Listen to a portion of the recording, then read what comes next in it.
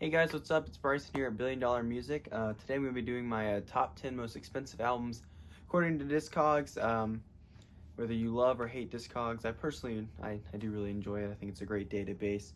Can't say prices are always super accurate of what I pay necessarily or what I see them going for, because there's a million factors into those prices when you actually purchase them, you know. I will go ahead and preface this. I have no crazy $1,000 albums. I barely have anything that reaches over a couple hundred. But no, it's still cool just to show off your stuff. I like showing off my albums, so hopefully you guys like seeing them. But yeah, I just did the median price on Discogs.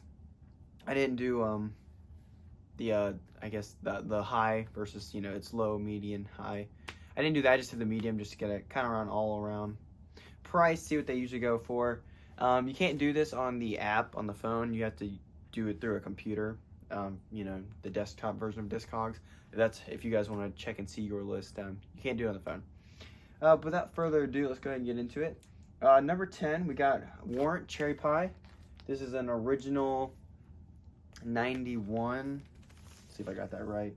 91 press, 90 press. My bad. This is a US 90 press. So the European ones aren't shooting for too much nowadays. These have actually gone down a good deal since the Music on Vinyl reissues. I think they did a silver and a pink, or maybe they did a red and a pink vinyl.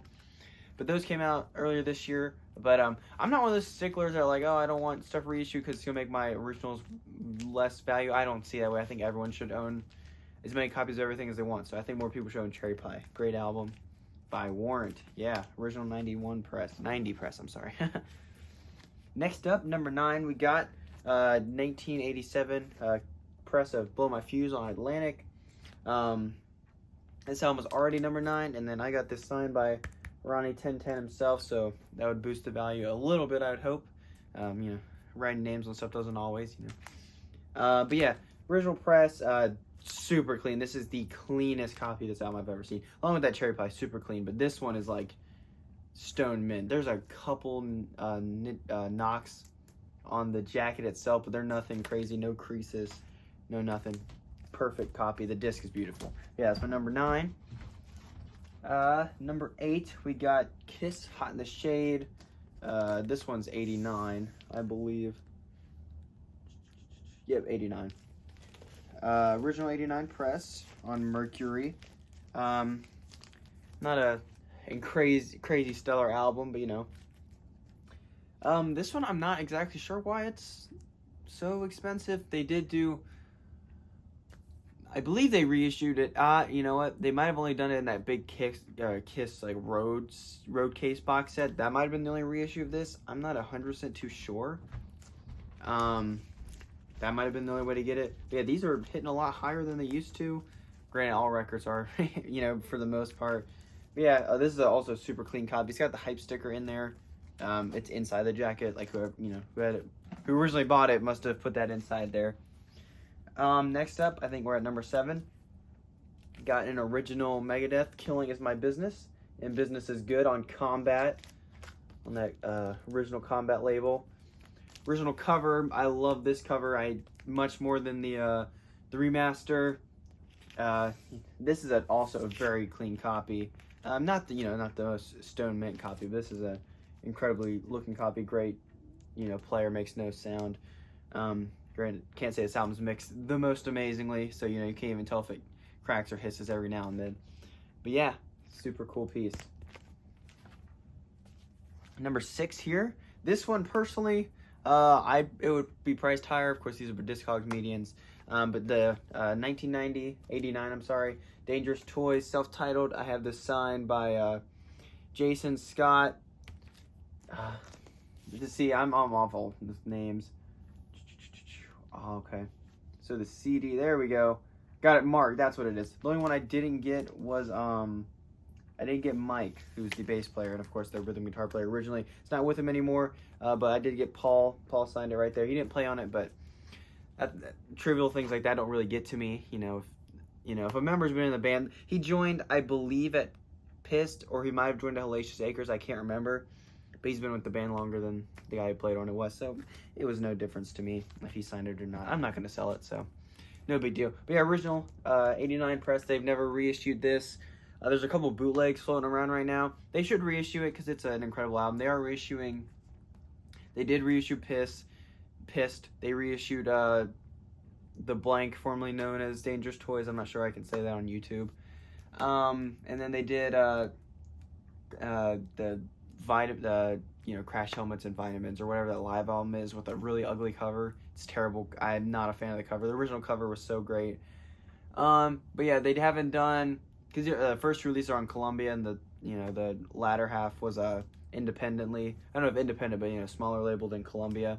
So I'm not sure if we'll ever get these. I hope so. I hope someone buys the rights. Music on vinyl should definitely, grab those. I forgot to mention this is also a gold stamp promo, if that means anything to you guys. But this is probably my most sentimentally expensive album. Like, if there's a fire, I'd grab this one first. One of my favorite bands, anyways. But we got to open for them at the Whiskey, and it was a very big deal to me, all the way from Virginia. I believe we're at 5 now. 5, yes. We got Kiss. This is the original NB9073, I believe is the catalog. I could be wrong. But yeah, this is the original.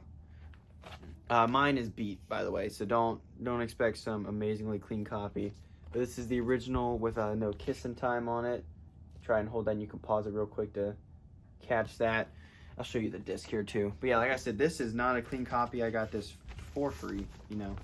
I got lucky enough for it to be the one with no Kissin' Time. But as you can see on side 2, it starts with Deuce.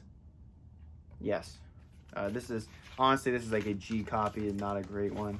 I've never spun it to even, because I know it's gonna be noisier than all hell. But that's okay. It's my placeholder until I find that near mint one day. Number 4, we got Misfits Famous Monsters 2018 Music on Vinyl Press. This was one of my biggest wants for the longest time. I was so happy to finally find it. Found it out in the wild, which all these things were either granted to me or I found them in the wild. I'm not a big fan of ordering things personally, just because I'm so scared of what's going to happen from them to me. But yeah, I found this in the wild, which is so cool. Awesome piece. I believe this one, there was a colored vinyl release in Japan, maybe Europe, I'm not sure, like in '99 original. I don't believe there's any US original. I think this was the first US press. And now it's, it's been bootlegged, and I don't think they're going to repress that one for a hot minute. So I'm glad I got my copy of it. We got number 3, Alice Cooper, Paranormal Stories, picture disc box set. It's got the albums Paranormal Evening with Alice Cooper at the Olympia Paris, and Detroit Stories. 3 awesome albums, 2 studios and 1 live album. Not the biggest fan of picture disc, but these ones are super quiet. You can't even really tell they're picture disc, so I do like that. This is my only vinyl box set I got. And I got number 173 of 1,250. So that's pretty cool. It's a pretty low number, right? But yeah, cool piece there. Like I said, guys, no insane rare, or some of it's rare, but no quadrillion $1,000, orangutan. I wish I had. I do have the Noble reissue, which is actually shooting up there in price hilariously.